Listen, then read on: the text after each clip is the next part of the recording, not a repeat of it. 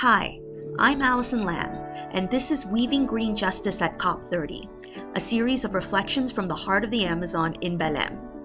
Each clip captures a moment of meaning, weaving together analyses of delegate negotiations, stories of social justice, and interpretations of climate texts through the lens of green ideology. Here's today's thread.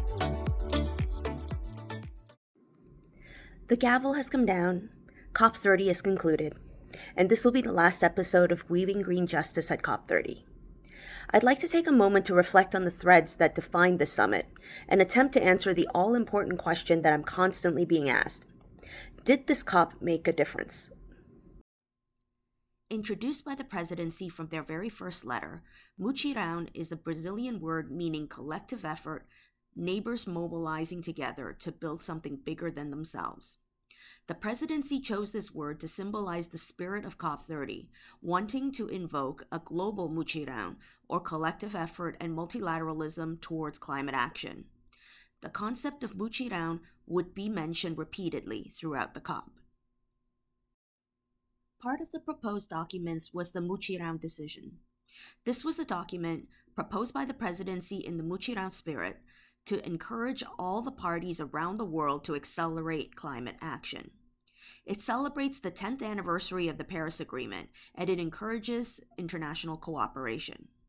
It discusses the need for equitable commitments to nationally determined contributions, financial support, and accelerating implementation. A glaring omission in the decision is the lack of mention of the phasing out of fossil fuels, although it discusses emission reduction targets and net zero goals. It mentions the rights and the necessity for engagement of indigenous peoples and acknowledges the need for gender equality and empowerment of women. In order to achieve much of the solidarity and collaboration that the mutirão spirit evokes, much of the language was softened and compromised. This document was more about joint agreement than joint action. For me, the Gender Action Plan was a win. The text came out clean and the footnote definitions on gender were removed. The word equal remained in the text. There were, of course, sacrifices. Stronger terms like gender transformative, which would include trans and non-binary individuals, were removed and the human rights language was softened. Some of the most ambitious aspects of the GAP were still being contested, and those who removed their footnote definitions of gender still insisted on adding them back in as statements when the gavel came down. But the gavel did come down, and we now have a gender action plan for the next 9 years. I see a point of order on the left. Thank you, Mr. Chair.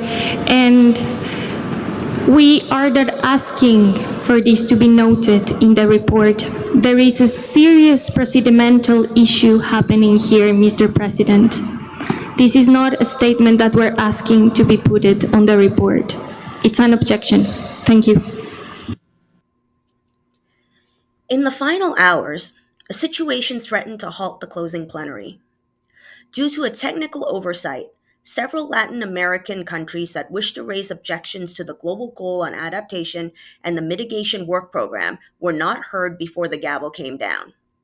They felt that the drastic reduction of indicators in the GGA made the outcomes unworkable, and the lack of a guide to fossil fuel phase out in the MWP was a hard line they had continuously pushed for. The fact that the gavel came down without having given them the opportunity to raise their objections created a situation that showed clearly the text was adopted without consensus.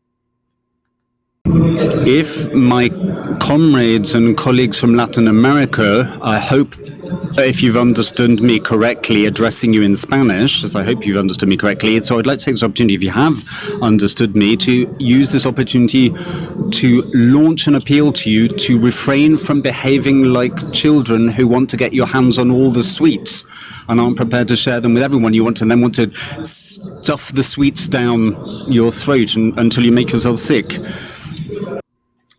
When the closing resumed after consultation, the insults flew. This was a reminder that even at the end, consensus is fragile. At the very beginning of COP30, 2 roadmaps were promised, one to reverse deforestation and another to phase out fossil fuels. These were bold commitments, symbolic of Brazil hosting the COP in Belém.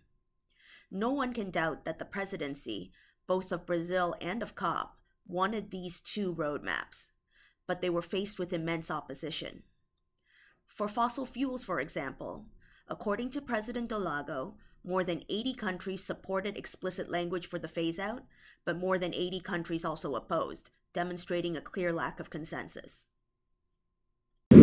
Friends, I know that most of you are tired, but as president of this conference, it is my duty to recognize some very important discussions that took place in Belém and that needs to continue during the Brazilian presidency until the next COP, even if they are not reflected in these texts we just approved. We know some of you had greater ambitions for some of the issues at hand. I know the youth civil society will demand us to do more to fight climate change. I want to reaffirm that I will try not to disappoint you during my presidency.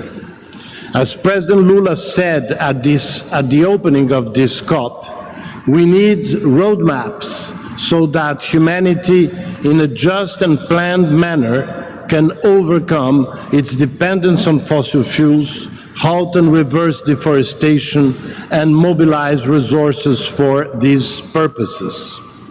I, as president of COP30, will therefore create two roadmaps, one on halting and reverting deforestation, another to transitioning away from fossil fuels in a just, orderly, and equitable manner.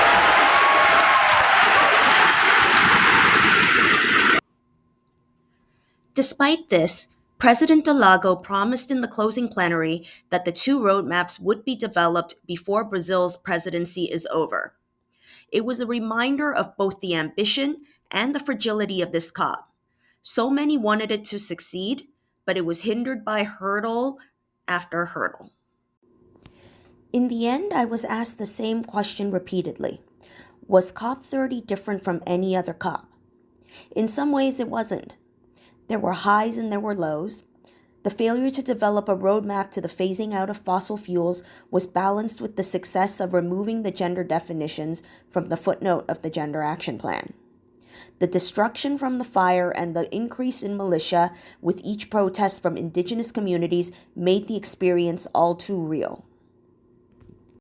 But, in the most significant ways, through its humanity and its magic, it reminded us of why COP is essential.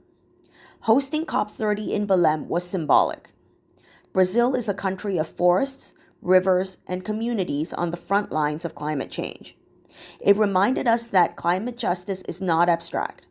It is lived, contested, and fought for in real places. If COP30 taught us anything, it is that climate justice is woven in the nature, the streets, and the lives of those who refuse to be silent.